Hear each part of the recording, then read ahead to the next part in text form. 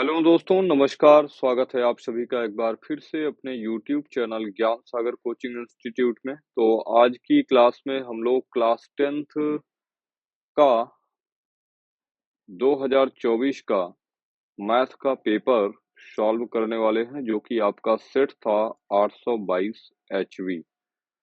अभी देखिए, इंस्ट्रक्शंस को अगर हम पढ़ना चालू करें तो आपका जो पेपर होना है वो 3 घंटे 15 मिनट का ओवरऑल होगा, जिसके टोटल मार्क्स 70 नंबर के होने हैं। ठीक है। कह रहा है कि पहला बात जो कहा जा रहा है, कह रहा है कि 15 मिनट परीक्षार्थियों को प्रश्न पत्र पढ़ने के लिए निर्धारित किया गया है, जिसमें आपको सभी प्रश्न करना अनिवार्य है। कह रहा है कि प्रश्न पत्र के आ और बा दो खंड हैं, दो सेक्शन हैं। एक सेक्शन आपका आ है और दूसरा सेक्शन आपका बा है। चौथा इंस्ट्रक्शन आपको कहा गया कि खंड आ में एक अंक के 20 बहुविकल्पी प्रश्न हैं, जिनके उत्तर केवल ओएमआर उत्तर पत्रक पर ही देने हैं। ओएमआर उत्तर पत्रक पर अंकित किए जाने के पश्चात उसे काटे नहीं तथा इरेजर, व्हाइटनर आदि का प्रयोग ना करें। खंड बा में 50 अंक के वर्णनात्मक प्रश्न हैं। खंड बा में कुल 5 प्रश्न हैं। ठीक है। 5 प्रश्न हैं जो कि कैसे रहेंगे, आपकी वर्णनात्मक हैं। नेक्स्ट कह रहा है आपका प्रत्येक प्रश्न के प्रारंभ प्रारंभ में स्पष्टतः लिख दिया गया है कि उसके कितने खंड करने हैं। नवा निर्देश आपका है कि प्रत्येक प्रश्न के अंक उनके सम्मुख अंकित हैं। प्रथम प्रश्न से प्रारंभ कीजिए और अंत तक करते जाइए। उस प्रश्न पर समय नष्ट मत कीजिए जो आप हल नहीं कर सकते हैं। यदि रफ कार्य के लिए स्थान अपेक्षित है तो उत्तर पुस्तिका के बाएं पृष्ठ पर अंकित कीजिए और पृष्ठ को काट दीजिए। उस पृष्ठ पर कोई भी हल ना लिखिए। कह रहा है कि जिन प्रश्नों के हल में चित्र खींचना आवश्यक है, उसमें स्वच्छ एवं शुद्ध चित्र अवश्य बनाइए। बिना चित्र के ऐसे हल अपूर्ण एवं अशुद्ध माने जाएंगे। तो आज की क्लास में हम लोग स्टार्ट करेंगे 2024 के मैथ के पेपर को सॉल्व करेंगे। और यहाँ पर जो आपका पेपर ऑर्गेनाइज हुआ था, जो सेट था, वो आपका 822 एचवी है, जिसका सेक्शन आ हम लोग, जो कि 20 प्रश्नों का एमसीक्यू होगा, कैलकुलेट करने जा रहे हैं। ठीक है। तो प्रत्येक प्रश्न को बारीकी से पढ़ेंगे और समझने का प्रयास करेंगे। और ध्यान दीजिए कि अभी जो टाइम पीरियड आपके पास बचा है, इसमें आप क्या करेंगे, प्रीवियस ईयर जितने भी सेट हम लोग लगा पाएंगे, लगाने का प्रयास करेंगे। ठीक है। तो बहुविकल्पी प्रश्न में आपको क्या करना है, पहला प्रश्न आपसे पूछा गया है। कह रहा है कि एक त्रिघात बहुपद में अधिक से अधिक शून्यकों की संख्या होगी। तो ध्यान दीजिए, आपको एक चैप्टर पढ़ाया गया था, बहुपद। बहुपद जिसको आप पॉलिनोमियल बोलते हैं। क्या बोलते हैं बताइए? पॉलिनोमियल। और यहाँ पर आपको बहुपद की कोटि पढ़ाई गई थी, कोटि। और यहाँ पर आपने सीखा था कि किसी भी द्विघात या त्रिघात या चतुर्थघात, या ऐसा कह लें, किसी भी बहुपद में चर की जो अधिकतम घात होती है, उसके शून्यकों की संख्या को रिप्रेजेंट करती है। तो त्रिघात बहुपद में अधिकतम चर की कितनी घात? तो आप कहेंगे चर की अधिकतम 3 घात, क्योंकि आपने त्रिघात बहुपद का जनरल टर्म पढ़ा है, a x cube plus b x square plus c x plus d के फॉर्मेट का आपका एक त्रिघात बहुपद होता है, जहां पर यक्स की जो मैक्सिमम पावर है वो नंबर ऑफ रूट्स कहलाते हैं, शून्यकों की संख्या को रिप्रेजेंट करता है। इस हिसाब से आप कह सकते हैं कि एक त्रिघात बहुपद में अधिकतम शून्यकों की संख्या कितनी होगी? 3। और इस हिसाब से आपका विकल्प नंबर बी इस प्रश्न का राइट आंसर होगा। सेकंड प्रश्न की अगर हम बात करें तो दूसरा प्रश्न आपका कह रहा है कि संख्या 140 का अभाज्य गुणनखंड क्या होगा? ठीक है। तो दूसरा प्रश्न आपका है, पूछा है 140 का अभाज्य गुणनखंड। तो आप क्या करेंगे, 140 का प्राइम फैक्टर कर दीजिए। तो 2 सते 14 और 2 पंचे 10। ठीक है। रुकिएगा, 2 सत्ते 14 और 2 जीरोमन 0, 70 दूना 140। और 2 से अगर फिर सिंप्लीफाई करेंगे तो 35 दूना 70। और यहाँ 5 सते 35 और 7 एकन्नम 7। यानी 140 को जनरल टर्म में अगर आप लिखना चाहें तो लिख सकते हैं 2 गुना 5 गुना 7। ठीक है। अगर आप विकल्प देखें तो घातों में है, तो 2 की घात 2 गुना 5 गुना 7। अब आप विकल्प मैच कराइए तो 2 की घात 1 है, ये आपका हो नहीं सकता। तो आपका विकल्प नंबर सी 2 की घात 2 गुना 5 गुना 7 राइट आंसर हो जाएगा। ठीक है। चलते हैं नेक्स्ट प्रश्न पर, जो कि आपका तीसरा प्रश्न होगा। तीसरा प्रश्न आपसे कह रहा है कि भाज्य भाजक भागफल एवं शेषफल में संबंध होगा।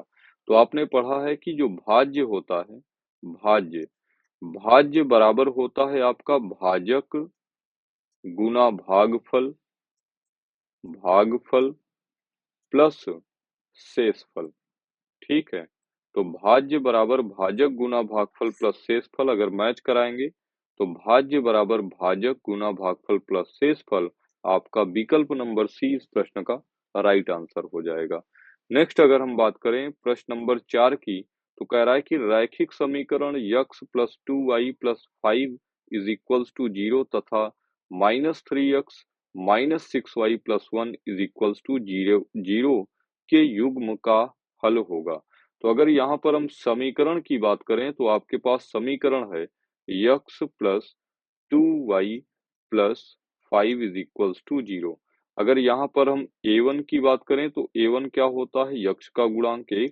और b1 की अगर बात करूं तो b1 होगा 2 और c1 आपका होगा कितना, 5। और दूसरा समीकरण आपका है minus 3x minus 6y plus 1 is equals to 0। यहाँ से अगर हम a2 की बात करें तो a2 की वैल्यू -3, b2 -6 और c2 आपका 1 है। ठीक है। तो अगर a1 बाई a2 हम निकालें तो a1 बाई a2 1 अपान -3। और अगर b1 बाई b2 की बात किया जाए तो b1 बाई b2 आपका हो जाएगा कितना, b1 आपका है 2 बाई -6 और ओवरऑल अगर देखेंगे तो 1/3 ही बनेगा, -1/3। और C1 by C2, C1 by C2, C1 कितना 5 और C2 कितना 1। ठीक है। तो C1 बाई C2 आपका 5 है। इस हिसाब से आप क्या कह सकते हैं कि A1 upon A2 is equals to आपका क्या है, B1 upon B2 does not is equals to C1 by C2।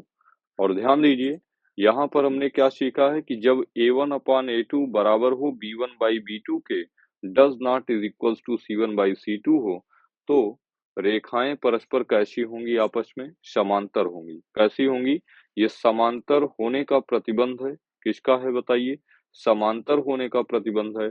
और हम जानते हैं कि दो समांतर रेखाएं चूंकि कभी एक दूसरे को इंटरसेक्ट नहीं करती हैं, इसलिए इनका कोई कॉमन पॉइंट नहीं होगा और इस हिसाब से इस समीकरण का एक भी हल नहीं होगा।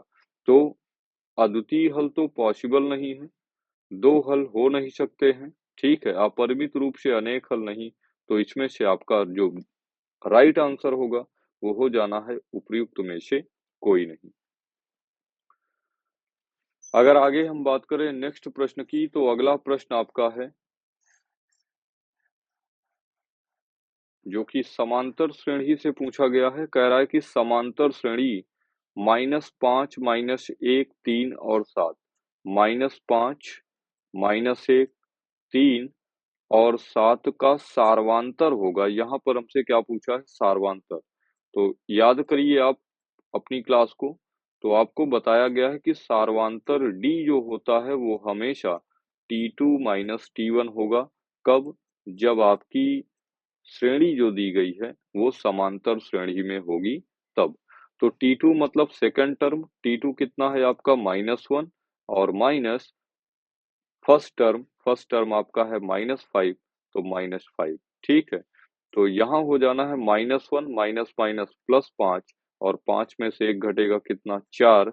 यानी जो सारवांतर निकल के आया आपका कितना, 4। तो अगर यहाँ पर देखेंगे तो सारवांतर 4। तो विकल्प नंबर डी आपका इस प्रश्न का राइट आंसर हो जाना है। ठीक है। नेक्स्ट छठा प्रश्न आपसे कह रहा है कि द्विघात समीकरण ax square plus bx plus c is equals to 0 का विविक्त कर होगा। तो आपने पढ़ा है कि कोई भी द्विघात समीकरण ax square plus bx plus c is equals to अगर 0 है तो विविक्त कर d बराबर हमने पढ़ा है कितना, b square minus 4ac। Directly आपसे फार्मूला पूछ लिया है तो b square minus 2ac possible नहीं है, 4ac प्लस के साथ पॉसिबल नहीं है। b स्क्वायर माइनस 4ac यानी इस प्रश्न का जो विकल्प नंबर सी होगा वो एक्चुअल में राइट होगा। ठीक है, तो चलते हैं नेक्स्ट प्रश्न पर। नेक्स्ट प्रश्न आपका होगा प्रश्न नंबर 7, कह रहा है कि दो बिंदुओं 2,3 और 4,1 के बीच की दूरी होगी। तो दो बिंदु आपको दिए गए हैं, एक 2,3 और 4,1 4,1 के बीच की दूरी होगी। तो यहाँ पर हमने दूरी सूत्र पढ़ा है, दूरी d बराबर होता है आपका कितना, x2 माइनस x1 का whole square plus y2 minus y1 का होल स्क्वायर। इसको आप x1 कह दीजिए, ये y1, इसको आप x2 कह दीजिए और ये आपका हो जाना है y2।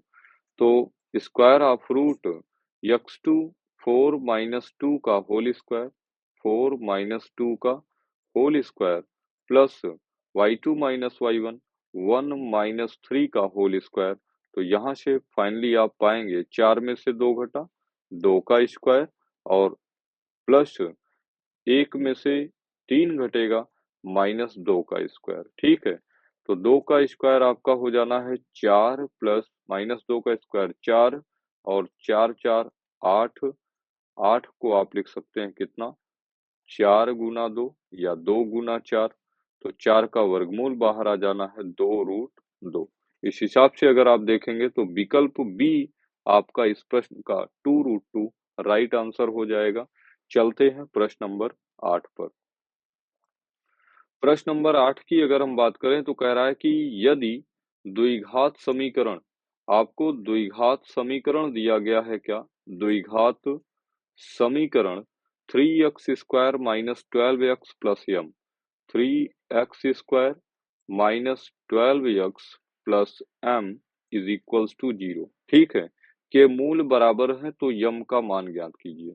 ठीक है, अगर यहाँ से मैं इसके general term ax square plus bx plus c is equals to 0 से तुलना करूं, तुलना करने पर, तुलना करने पर ध्यान दीजिए ये सारे प्रश्न आपके एमसीक्यूज हैं जो कि आपको ओएमआर पत्रक पर ही फिल करने हैं। लेकिन ओएमआर पर आप एक्चुअल और एग्जैक्ट आंसर कब दे पाएंगे, जब आपको उसका कॉन्सेप्ट पता होगा तभी कर पाएंगे। ठीक है, तो यहाँ पर अगर हम ए की बात करें तो ए आपका है 3, बी की वैल्यू की बात करें तो विद साइन कितना हो जाएगा -12 और सी की बात करूं तो सी कितना है यम।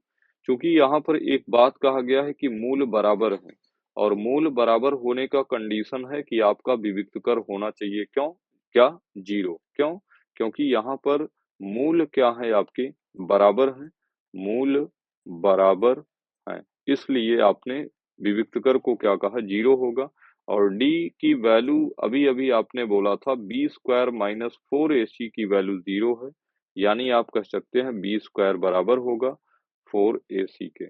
b स्क्वायर की अगर बात करें तो b कितना है आपका -12, तो यहाँ हो जाना है -12 का square is equals to 4 multiplied by a कितना 3 और c कितना यम। ठीक है, -12 का स्क्वायर प्लस आना है, माइनस का स्क्वायर प्लस होगा तो 12 का स्क्वायर मतलब 12 गुना 12 बराबर 4 तिया 12 गुना यम। तो एक 12 से एक 12 आपका कैंसिल हो जाएगा। फाइनली आप बोल सकते हैं कि यम जो होगा वो 12 के बराबर होगा। तो आपसे पूछा है कि यम का मान क्या होगा, तो विकल्प नंबर डी इस प्रश्न का राइट आंसर हो जाना है 12। ठीक है, चलते हैं देखते हैं अगले प्रश्न को। अगला प्रश्न आपका है, कह रहा है कि एक समबाहु त्रिभुज एबीसी की भुजाएं 2a हैं, उसके प्रत्येक शीर्षलंब की लंबाई क्या होगी। ठीक है, तो सबसे पहला काम हम करते हैं कि एक समबाहु त्रिभुज एबीसी बना लेते हैं। ठीक है, ये मान लेता हूं कि एक त्रिभुज है आपका जिसका नाम है ए, बी और सी। ठीक है। एक समबाहु त्रिभुज एबीसी की भुजाएं 2a हैं, तो यहाँ पर चूंकि समबाहु है इसलिए त्रिभुज का प्रत्येक भुजा की लेंथ कितनी होगी, 2a ये हो गया, 2a आपका ये साइड होगा और 2a ही ये साइड होगा। बात समझ पाए? ठीक है, यहाँ तक कोई दिक्कत? आप कहेंगे बिल्कुल नहीं। कह रहा है कि प्रत्येक शीर्षलंब की लंबाई क्या होगी, तो शीर्षलंब क्या होता है, त्रिभुज के किसी भी शीर्ष द्वारा, जैसे ध्यान दीजिए बिंदु ए, बी और सी इस त्रिभुज के क्या हैं, शीर्ष हैं। ठीक है। अब त्रिभुज के किसी भी शीर्ष द्वारा इसकी सम्मुख भुजा पर डाला गया लंब, रुकिएगा इसको यहाँ सीरियस करते हैं, इसकी सम्मुख भुजा पर डाला गया लंब त्रिभुज का क्या कहलाएगा बताइए, शीर्ष लंब कहलाता है। ठीक है, त्रिभुज का शीर्ष लंब कहलाता है। रुकिएगा मैं इसको थोड़ा सा अरेंज करता हूँ, ठीक है, फिगर को।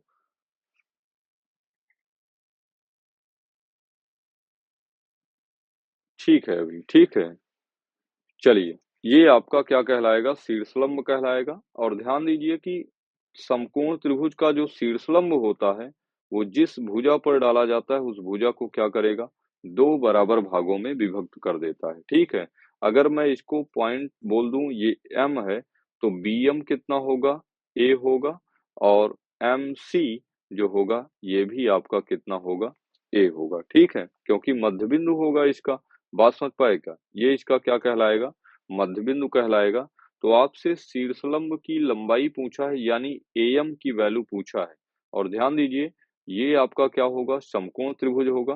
क्या होगा, समकोण त्रिभुज होगा। और समकोण त्रिभुज के सामने वाली भुजा को, ध्यान दीजिए मैंने आपको ट्रिग्नोमेट्री में पढ़ाया था, ये कर्ण कहलाता है। ठीक है, बाकी आप इसको आधार बोले, लंब बोले, हालांकि शीर्षलंब ये है, तो इसको आप आधार बोल लीजिए। कर्ण पता है, आधार पता है, आपको लंब निकालना है। तो यहाँ पर पाइथागोरस की प्रमेय आप लगा सकते हैं, पाइथागोरस प्रमेय से, पाइथागोरस प्रमेय से, प्रमेय से शीर्षलंब, शीर्ष लंब AM बराबर, शीर्ष लंब AM बराबर हो जाएगा स्क्वायर ऑफ रूट कर्ण का स्क्वायर माइनस आधार का स्क्वायर। कर्ण का स्क्वायर माइनस किसका स्क्वायर, आधार का। और अगर कर्ण की बात करें तो कर्ण आपका कितना है, 2a, तो यहाँ आप बोल सकते हैं 2a का स्क्वायर माइनस आधार कितना, a का स्क्वायर, यहाँ पर हो जाना है कितना, 4a square minus a square, यानी कि square of root 3a square. और a स्क्वायर का वर्गमूल बाहर आ जाएगा, यानी आप बोल सकते हैं √3a। और ये है क्या, शीर्षलंब है AM। और आपसे पूछा क्या था, शीर्षलंब की लंबाई ही तो पूछा था, शीर्षलंब की लंबाई। तो शीर्षलंब की लंबाई आपका a√2 नहीं, √3a या a√3 आप बोल सकते हैं। विकल्प नंबर सी इस प्रश्न का राइट आंसर हो जाना है। ठीक है, चलते हैं नेक्स्ट प्रश्न पर, जो कि होगा आपका प्रश्न नंबर 10। और ये आपका सांख्यिकी से प्रश्न आया है, यानी केंद्रीय प्रवृत्ति की माप, जिसको आप मीन मीडियन मोड आपने इस चैप्टर के अंतर्गत पढ़ा होगा। ठीक है, कह रहा है कि निम्नलिखित सारणी का माध्य होगा, निम्नलिखित सारणी का माध्य आपसे पूछा है। तो यहाँ पर आपको वर्ग अंतराल दिया गया है। क्या दिया गया है बताइए? पहला जो दिया गया है वर्ग अंतराल दिया गया है, और वर्ग अंतराल के बाद आपको बारंबारता पता है, बारंबारता, बारंबारता। वर्ग अंतराल आपको पता है 1 से 3, फिर 3 से 5, 3 से 5, 5 से 7 और 7 से 9, 7 से 9 और 9 से 11। ठीक है, 9 से 11। 1 से 3 की जो फ्रीक्वेंसी है वो आपकी 3 पता है, फिर 2, 3 2, 4 2 3, 4 2 3। ठीक है, यहाँ पर आपको क्या पता है बताइए? यहाँ पर आपको वर्ग अंतराल पता है और फ्रीक्वेंसी पता है। ठीक है, चलिए अभी हमको इसका निकालना क्या है, माध्य। ठीक है, तो माध्य निकालने के लिए सबसे पहले हम क्या निकाल लेते हैं, मध्यमान निकाल लेंगे। आप जानते हैं मध्यमान हमेशा होता है आपका, मध्यमान की जो वैल्यू होगी वो आपकी बराबर होगी किसके, मध्यमान की वैल्यू हमेशा L1 प्लस L2 बाई 2। ठीक है, यानी lower limit plus upper limit को जोड़िए और उसका औसत निकाल दीजिए। ठीक है, तो 3 1 4, 4 का आधा कितना 2, 5 3 8, 8 का आधा कितना 4, ऐसे ही 7 5 12, आधा 6, 9 7 16, 8 और 11 9 20 10। ठीक है, अब यहाँ पर ये वैल्यू आपकी एफ कहलाता है और मध्यमान को आप रिप्रेजेंट करते हैं किससे, यक्स से। तो एफ इंटू यक्स निकाल लीजिए। ठीक है, तो यहाँ पर एक्स आई 3 दूना 6, 4 दूनी 8, 6 चौके 24 और 8 दूनी 16 और 10 तियां 30। ठीक है, 10 तियां कितना हो गया 30। अभी नेक्स्ट जो कॉलम आपका होता है वो आपका होता है टोटल। तो टोटल में सबसे पहली जो बात आएगी वो आपका समेशन ऑफ एफ आई मतलब जो भी फ्रीक्वेंसीज हैं उनका सम कितना होगा। तो 3 2 5 4 9 2 11, 11 3 14 कितना हो जाना है बताइए 14। फिर से एक बार कैलकुलेट कर लीजिए, 3 2 5 5 4 9 और 9 5 14 बिल्कुल 14। और यहाँ पर अगर हम देखेंगे जोड़ लीजिए 24, 24 में 6 जोड़ेंगे 30, 30 10 40, 40 30 70, 70 8 78 6 84 कितना आ जाएगा 84। और ये 84 जो होगा समेसन ऑफ एफ आई यक्साई की वैल्यू है 84। ठीक है, और यहाँ पर अगर हम देखें तो समांतर माध्य हमसे पूछा है या माध्य, तो माध्य बराबर एक्स बार बराबर हमने पढ़ा है summation of f i x i by summation of f आई। अगर यहाँ पर हम बात करें किसके बारे में बात करेंगे, अगर हम summation of f i x i, तो summation of f i x i आपका 84 है और समेशन ऑफ एफ आई आपका 14 है और 14 छंग 84। अगर विकल्प में देखेंगे तो आपका विकल्प नंबर डी इस प्रश्न का राइट आंसर होगा। अगले प्रश्न, अगर प्रश्न संख्या 11 की बात करें तो 11 प्रश्न आपसे पूछा है कि साइन 27 डिग्री बटे कॉस 63 डिग्री का मान होगा। ठीक है, 4 विकल्प आपके सामने हैं और विकल्प कायदे से पढ़ लीजिए, 1 माइनस 1 0 1 बटे 2। तो ध्यान दीजिए कि साइन 27 डिग्री बटे sine 63 cos 63 degree, cos 63 degree. तो इस तरीके के प्रश्न को जब आप हल करेंगे तो कैसे करेंगे समझिएगा। क्या मैं साइन 27 डिग्री को 90 माइनस 63 डिग्री लिख सकता हूँ क्या, 90 में से 63 घटाएंगे 27 ही तो आएगा। तो अब भी साइन 27 ही लिखा है और यहाँ पर ध्यान दीजिएगा कॉस 63 को एज इट इज रहने दीजिए कॉस 63। और ध्यान दीजिए हमने चतुर्थांशों में पढ़ा था कि ये सेक्शन पहला चतुर्थांश जो होता है वो sine of 90 degree minus theta होता है और आपने पढ़ा था कि साइन 90 डिग्री माइनस थीटा के लिए निष्पत्तियां चेंज हो जाती हैं, साइन कन्वर्ट हो जाता है कॉस में और कॉस कन्वर्ट हो जाता है टैन में। ठीक है, ऐसे ही टैन कॉट में, कॉट टैन में और सेक कॉसेक में और कॉसेक सेक में चेंज होता है। तो साइन 90 डिग्री माइनस 63 डिग्री को आप लिख सकते हैं कितना, cos of 63 degree by cos of 63 degree. और कॉस 63 से कॉस 63 कैंसिल आउट होगा, बचेगा कितना 1, जो कि आपका विकल्प नंबर ए है और इस प्रश्न का राइट आंसर होगा। तो उम्मीद करते हैं कि प्रश्न नंबर 11 तक आपने प्रश्नों को कायदे से समझा होगा और समझ करके इन सारी बातों को आप ओएमआर शीट पर अगर इस तरीके के प्रश्न बनते हैं तो उसको हल करेंगे और अपने 11 नंबर सिक्योर करते हैं।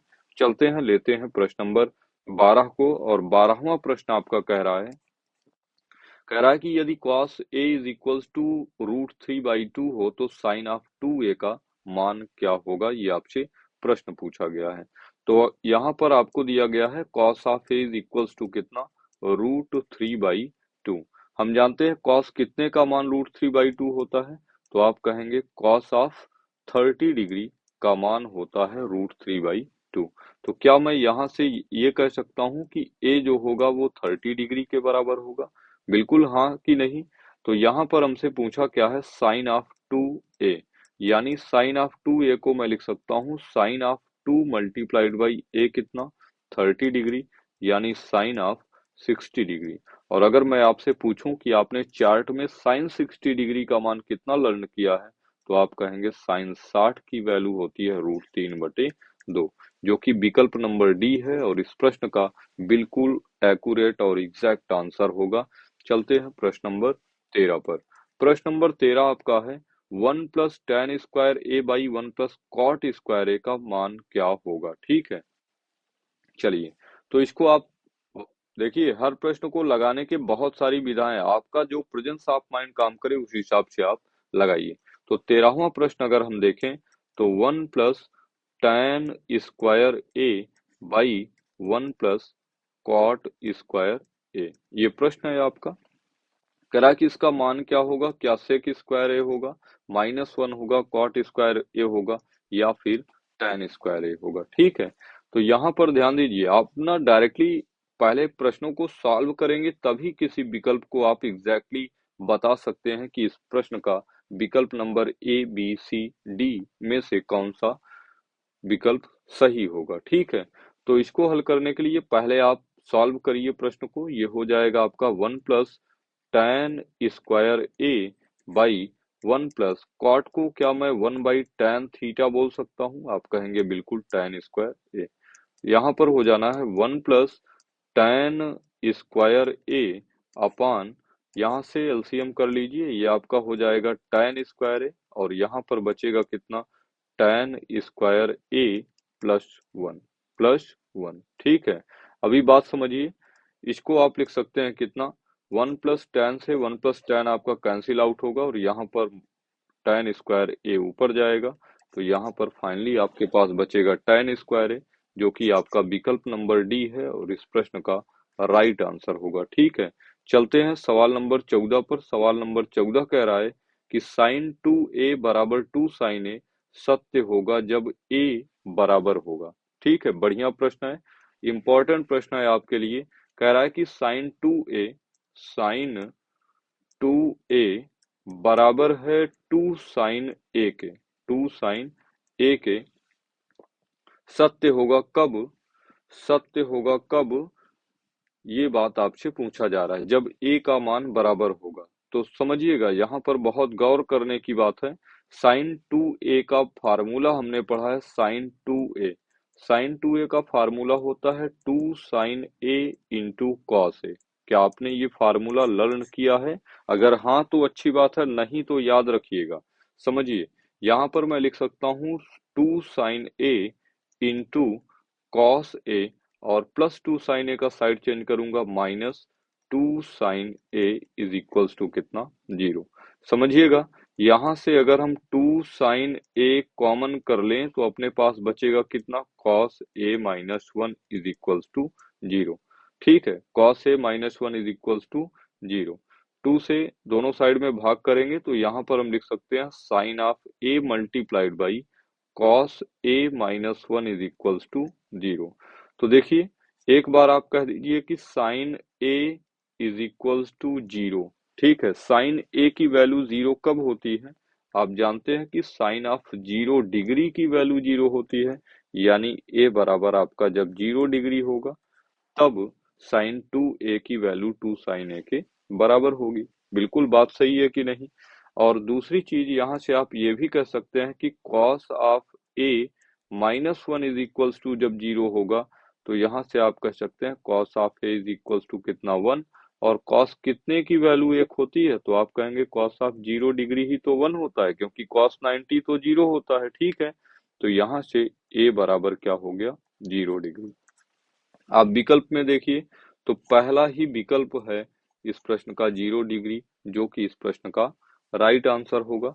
ऐसे ही सवाल नंबर अगर 15 की हम बात करें तो सवाल नंबर 15 आपका कह रहा है कि 22 सेंटीमीटर परिधि वाले एक वृत्त के चतुर्थांश का क्षेत्रफल क्या होगा, ये आपको बताना है। ठीक है, तो 22 सेंटीमीटर परिधि वाले एक वृत्त के चतुर्थांश का क्षेत्रफल पूछा गया है। तो सबसे पहला काम हम करेंगे क्या, एक सर्कल बना लेंगे, ठीक है, और इस सर्कल को चतुर्थांशों में विभक्त करेंगे, यानी इस सर्कल के 4 बराबर भाग हम कर लेते हैं, ठीक है। तो 4 बराबर भागों में इसको बांट लेते हैं, ठीक है। मान लेते हैं कि ये आपका पहला क्वाड्रेंट हुआ, ये आपका दूसरा क्वाड्रेंट हुआ, ये आपका तीसरा, और इस तरीके से ये चौथा। और ध्यान दीजिएगा, प्रत्येक चतुर्थांश के बीच जो एंगल बनता है वो कितने का बनता है, आप कहेंगे 90 डिग्री का।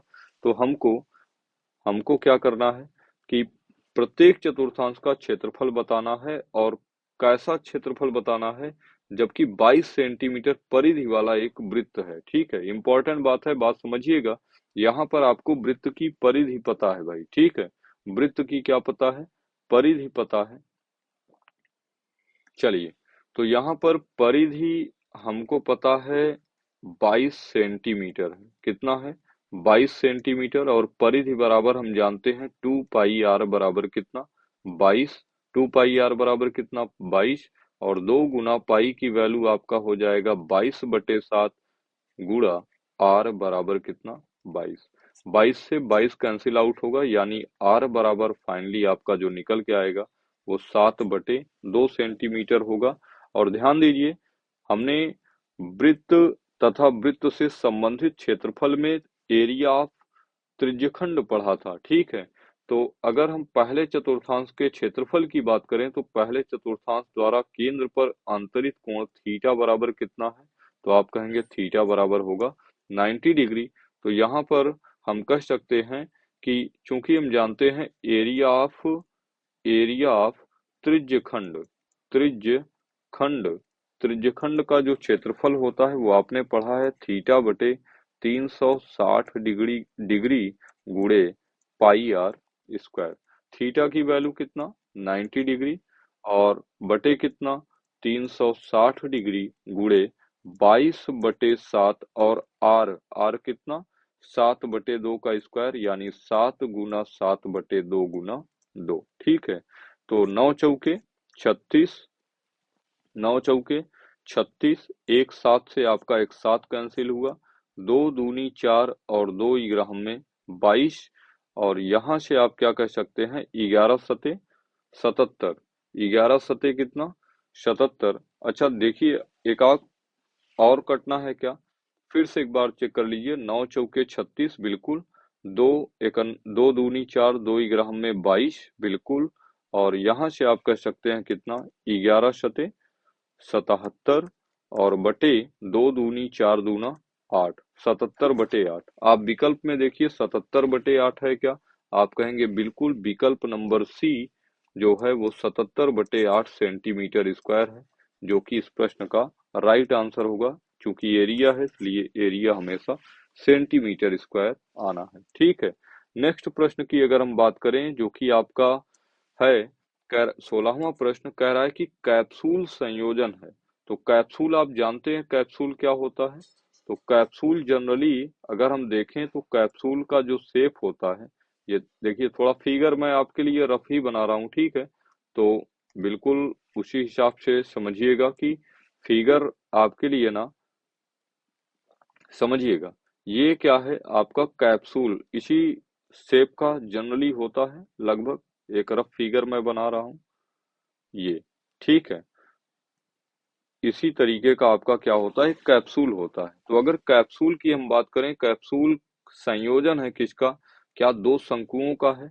दो शंकु आपके जनरली शंकु तो इस शेप का होता है, दो शंकुओं के शेप से अगर आप बनाएंगे तो कैप्सूल, ऐसा तो नहीं देखा है आपने।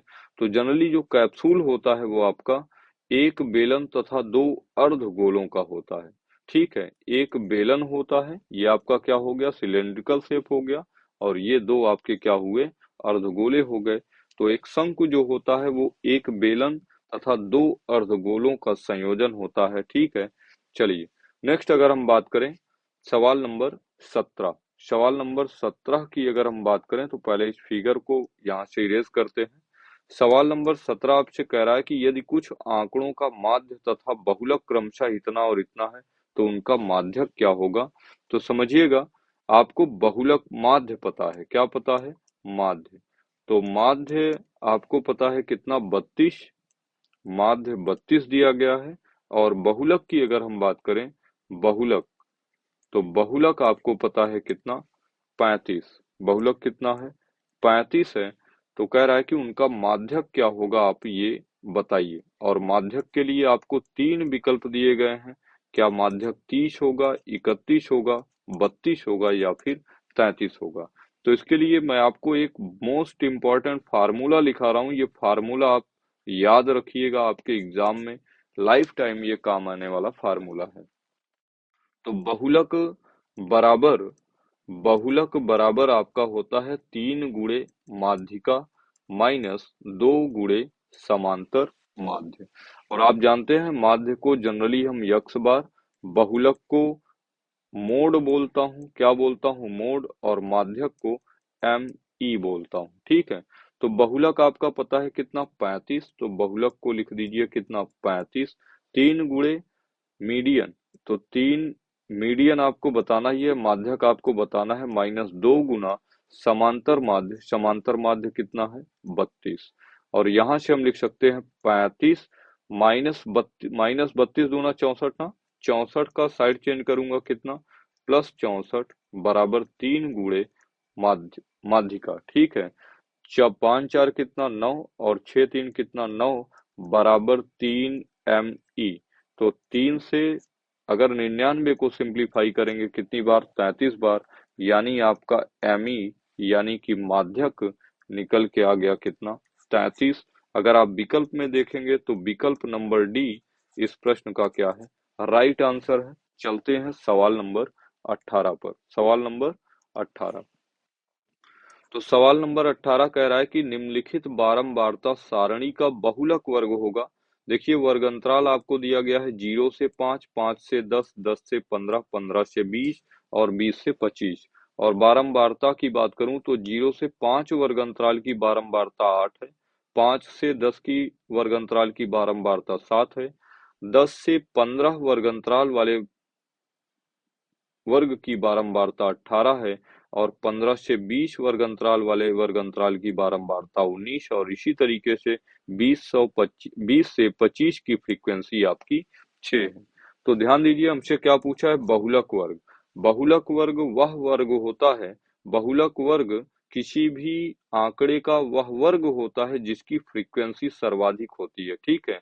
तो 8, 7, 18, 19 और 6 में सबसे ज्यादा फ्रीक्वेंसी किसकी है? 19 की। इसलिए 19 फ्रीक्वेंसी वाला वर्गंतराल ही बहुलक वर्ग कहलाएगा। तो आपका 15 से 20 जो कि विकल्प नंबर बी है, यही इस प्रश्न का राइट आंसर होगा। उम्मीद करते हैं कि 18 प्रश्नों तक आपको प्रश्नों की प्रकृति कायदे से समझ में आई होगी और आप प्रश्नों को खुद से लगा पा रहे होंगे।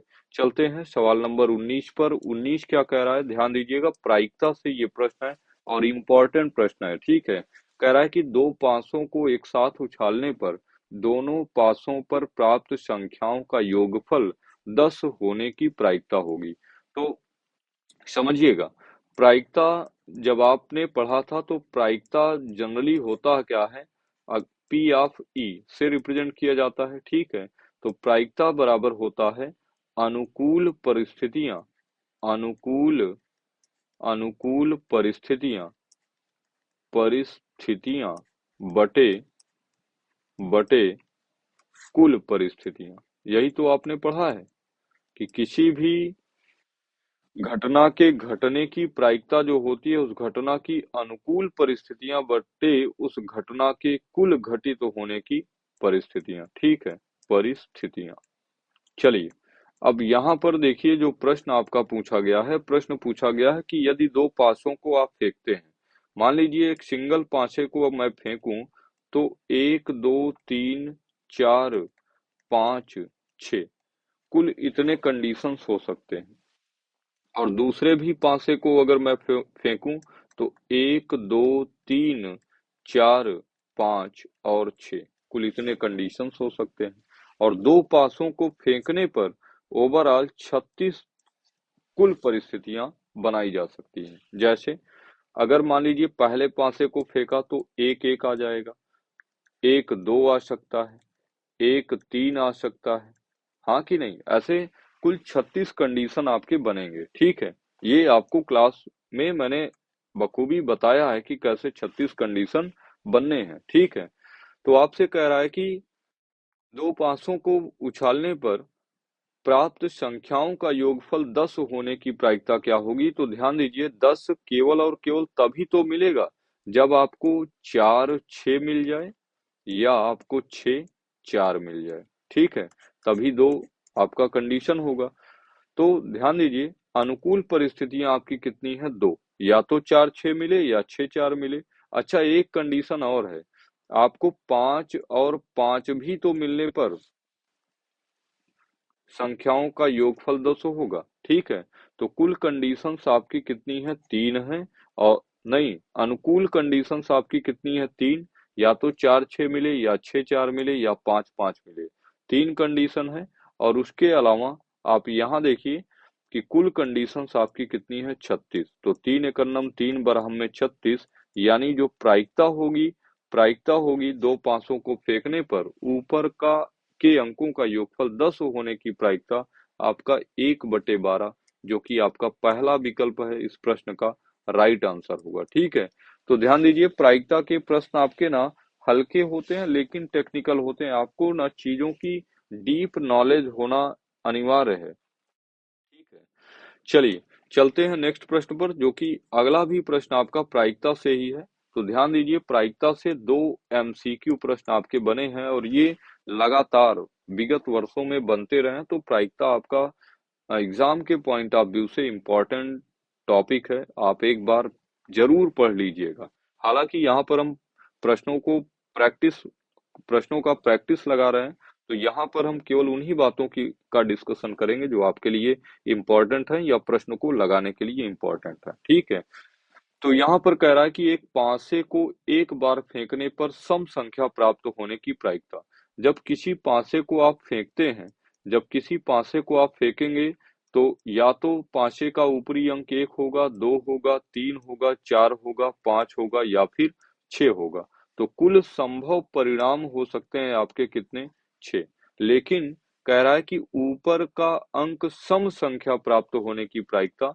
तो ऊपर का अंक सम संख्या कब प्राप्त होगा? जब पासे को फेंकने पर ना आपको 2 मिल जाए, आपको 4 मिल जाए, आपको 6 मिल जाए।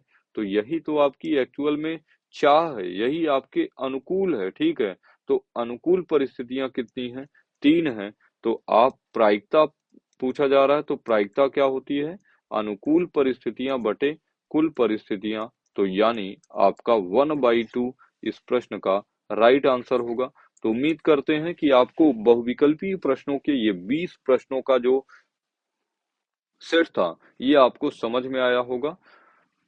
आगे हम चलते हैं 21वां प्रश्न, जो कि आपका वर्णनात्मक होगा। स्टार्ट करेंगे प्रश्न नंबर का से। तो प्रश्न नंबर 21 का पहला प्रश्न आपका का है, और देख लेते हैं। पहले इसको इरेज करते हैं। तो लिखेंगे कैसे? आप लिखेंगे क्वेश्चन आंसर नंबर 21 का ये प्रश्न आप सॉल्व कर रहे हैं। कह रहा है कि एक घन का आयतन 1331 सेंटीमीटर क्यूब है। तो यहाँ आपको दिया है, क्या दिया है? दिया है घन का आयतन, घन का आयतन बराबर आपको पता है 1331 सेंटीमीटर क्यूब, ठीक है? और हम जानते हैं घन का आयतन होता है कितना? भुजा क्यूब। अगर घन की भुजा ए है तो ए क्यूब बराबर आपको पता है कितना? 1331। तो ए इज इक्वल्स टू क्या हो जाएगा? Cube root of 1331। तो ए इज इक्वल्स टू आप जानते हैं 11 का घन होता है कितना? 1331। तो भुजा ए बराबर आपको पता चल गई 11 सेंटीमीटर। कह रहा है कि इसकी प्रत्येक भुजा ज्ञात कीजिए। अतः हम लिख सकते हैं, अतः घन की प्रत्येक भुजा, घन की प्रत्येक भुजा ए बराबर कितना होगा, 11 सेंटीमीटर। ठीक है, ये आपका आंसर हो जाएगा। और इतना अगर आप करते हैं तो आपके 2 मार्क्स बोर्ड के एग्जाम में फिक्स हैं। ठीक है, चलते हैं देखते हैं अगला प्रश्न। और अगला प्रश्न आपका प्रश्न नंबर ख है। कह रहा है कि यदि द्विघात समीकरण, क्या कह रहा है, यदि द्विघात समीकरण x square plus 3x minus P is equals to 0 का एक मूल 2 है तो p का मान ज्ञात कीजिए। ठीक है, तो चलते हैं क्वेश्चन आंसर नंबर 21 का।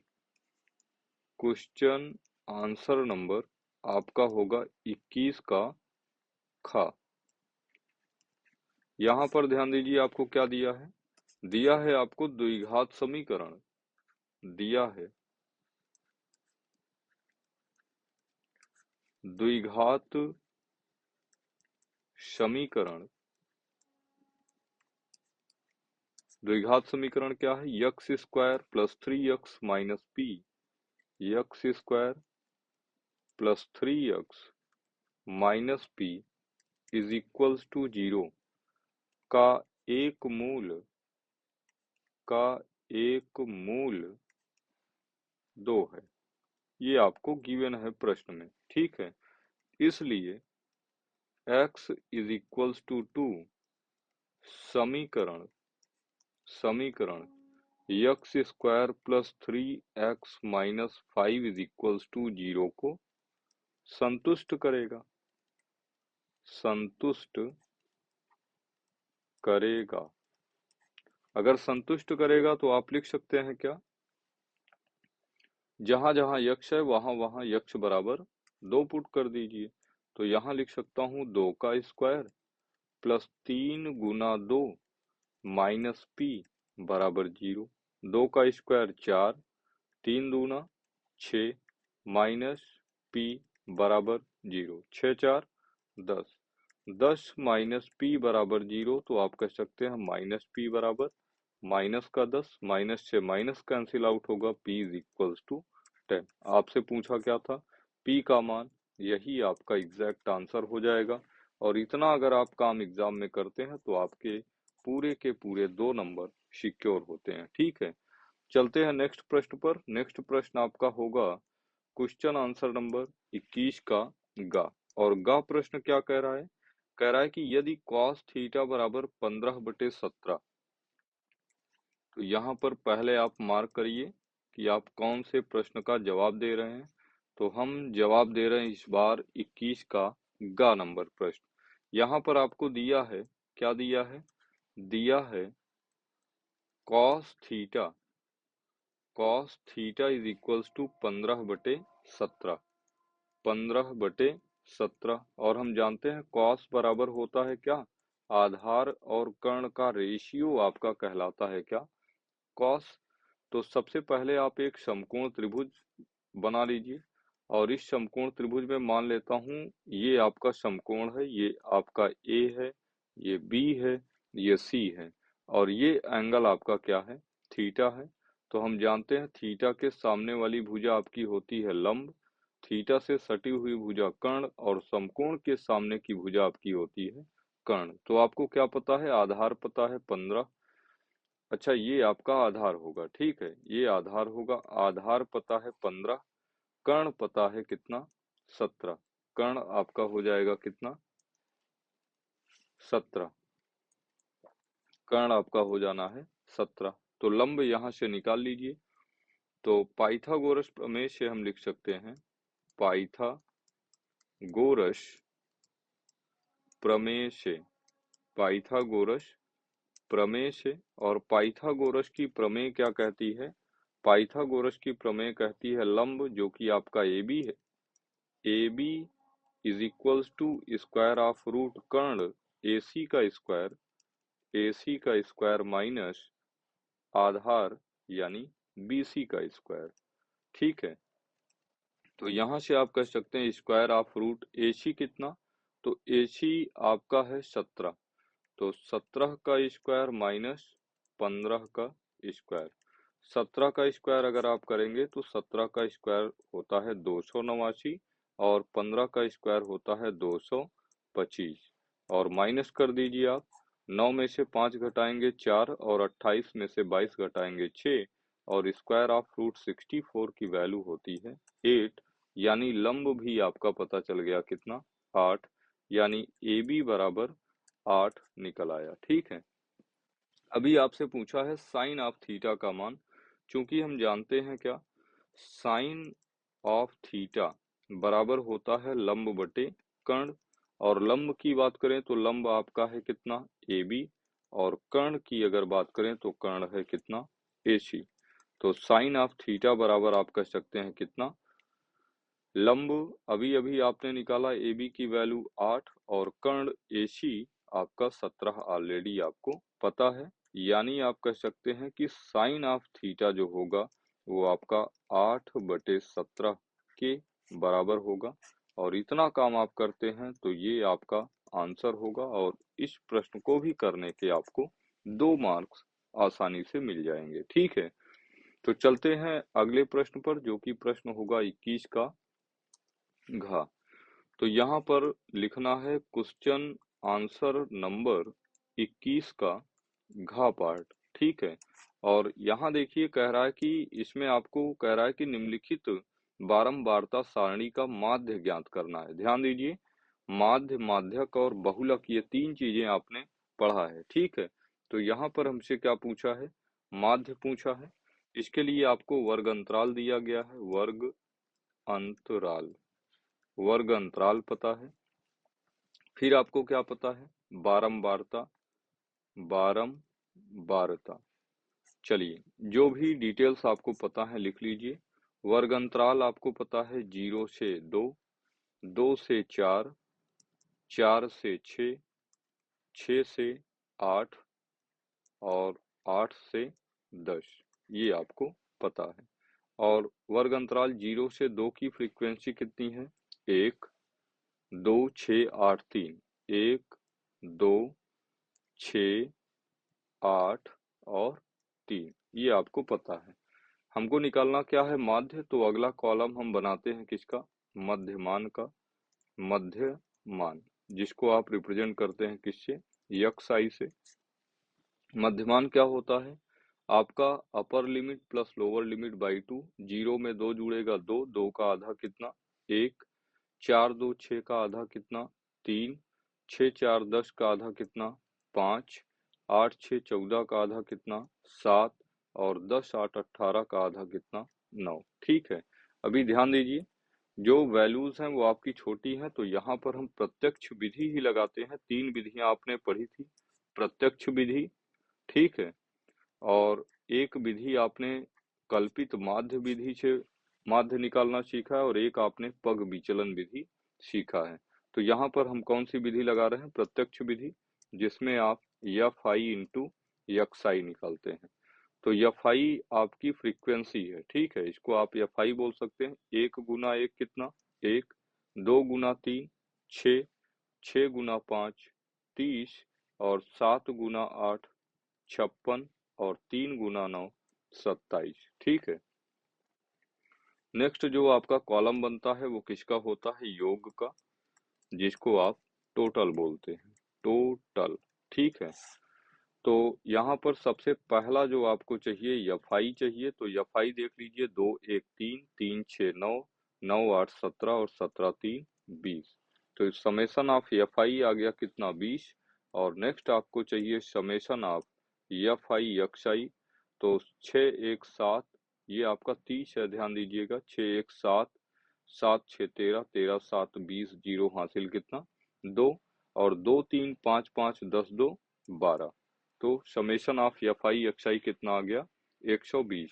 हम जानते हैं क्या, समांतर माध्य, समांतर माध्य यक्ष बार, और यक्ष बार बरा समांतर माध्य यक्ष बार बराबर आपने पढ़ा है summation of f i x i by summation of f i. Summation of f i x i की वैल्यू आपने निकाला है कितना 120, और समेशन ऑफ एफ आई आपने निकाला है कितना 20, और 20 छक्के 120, यानी यक्स बार की वैल्यू आपकी निकल के आई कितना 6, जो कि आपका इस प्रश्न का एप्रोप्रिएट आंसर है, जो कि आपके 2 मार्क्स दिला के जाएगा। ठीक है, अगर आप इतना काम करते हैं तो यहाँ पर नेक्स्ट प्रश्न पर अगर हम चलें तो नेक्स्ट प्रश्न आपका होगा क्वेश्चन आंसर नंबर 21 का अंगा वाला पार्ट। ठीक है, तो क्वेश्चन आंसर नंबर 21 का अंगा, ठीक है, 21 का अंगा वाला पार्ट करते हैं, यानी 5वां पार्ट। कह रहा है कि बिंदुओं -3, 10 और 5, 4 को मिलाने वाले रेखाखंड के मध्य बिंदु के निर्देशांक ज्ञात कीजिए। तो यहाँ पर आपको क्या पता है, कलर चेंज कर लेते हैं। यहाँ पर दिया है बिंदुओं बिंदु बिंदु आपको पता है क्या, बिंदु आपको पता है -3, 10 तथा 5, 4 5, 4। यहाँ पर हम लिखेंगे माना बिंदुओं बिंदुओं -3, 10 तथा 5, 4 के मध्य बिंदु का मध्य बिंदु का निर्देशांक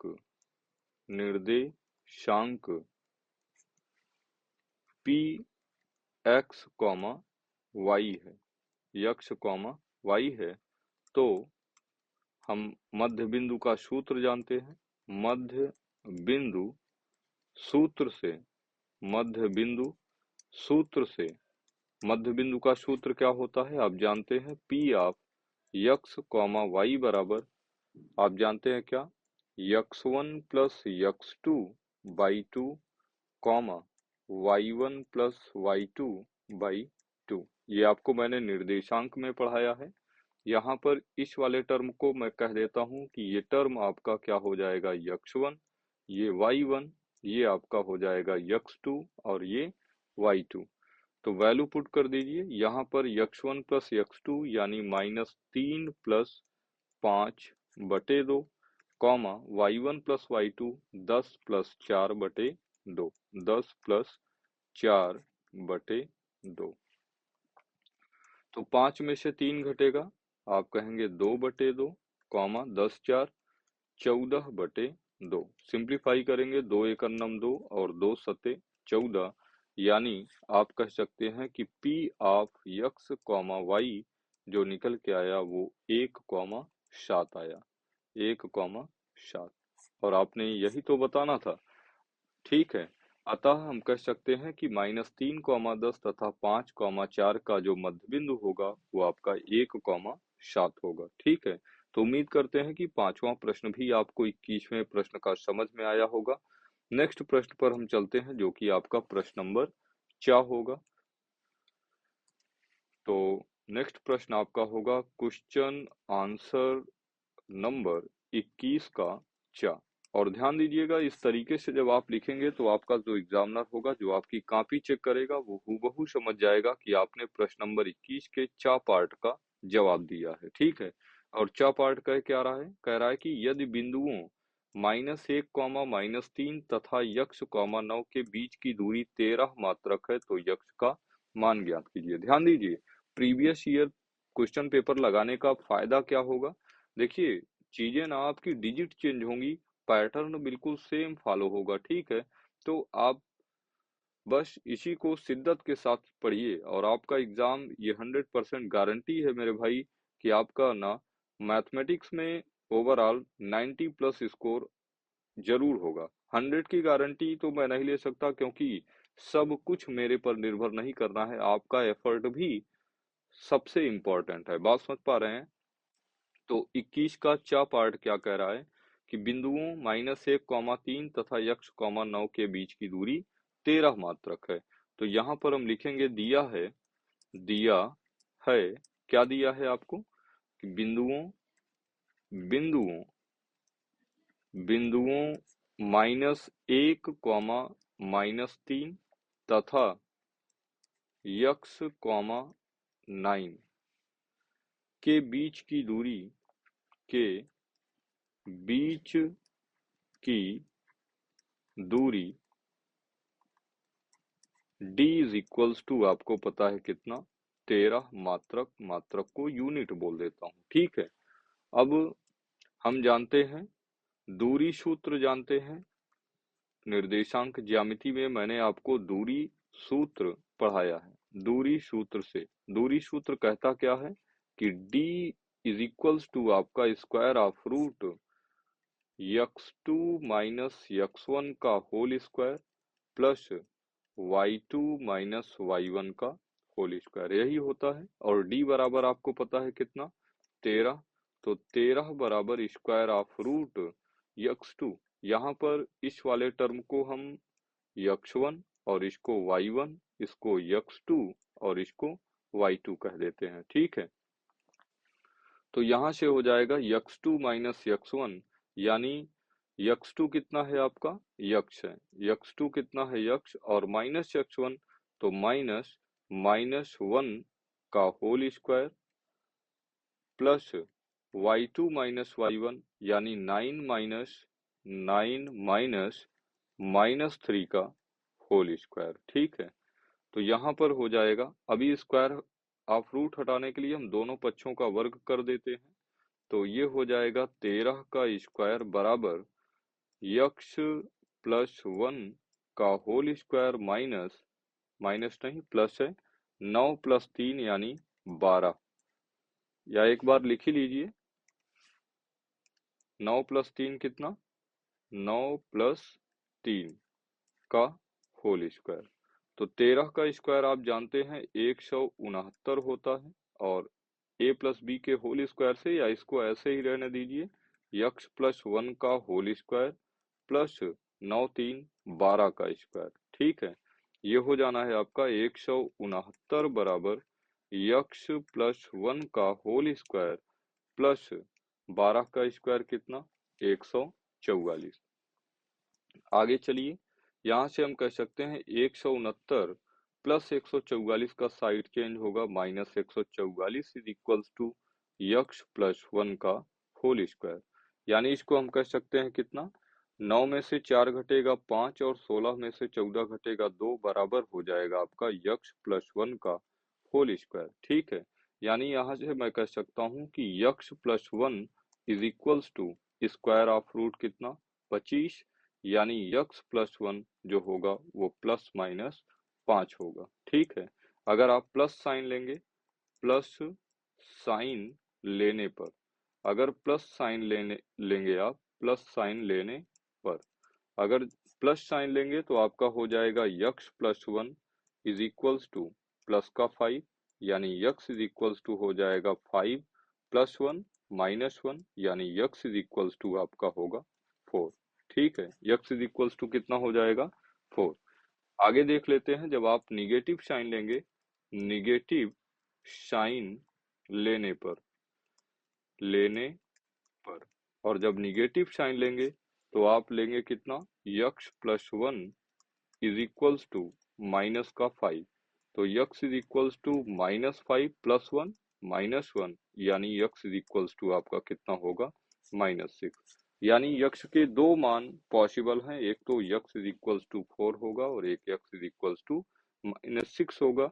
ठीक है, और आपसे पूछा क्या था यक्स के मान ज्ञात कीजिए, अतः हम कह सकते हैं अतः यक्स के मान जो होंगे आपके वो या तो 4 होगा या फिर माइनस 6 होगा।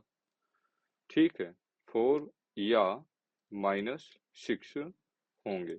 ठीक है, इतनी बातें अगर आप लिखते हैं तो आपको 2 नंबर यहाँ से मिल जाना है। ठीक है, और ध्यान दीजिए हमने 21 का प्रश्न, खा प्रश्न, गा, घा, अंगा और चा। ठीक है, ओवरऑल 1 2 3 4 5 6, तो यहाँ से हम 12 नंबर अरेंज कर सकते हैं। 20 प्रश्न आपके एमसीक्यू के जो कि सॉलिड प्रश्न है ये, और 12 तो 32 नंबर प्रश्न, 32 नंबर अभी तक हमने क्लियर किया है। कितने में 70 में। तो ये बड़ी बातें हैं भाई, मैथमेटिक्स ना आप आसानी से डील कर सकते हैं अपने एग्जाम में। नेक्स्ट प्रश्न हम लेंगे प्रश्न नंबर 22, और 22 के केवल 5 भाग हैं और 5 प्रश्न ही आपको हल करने हैं, ठीक है।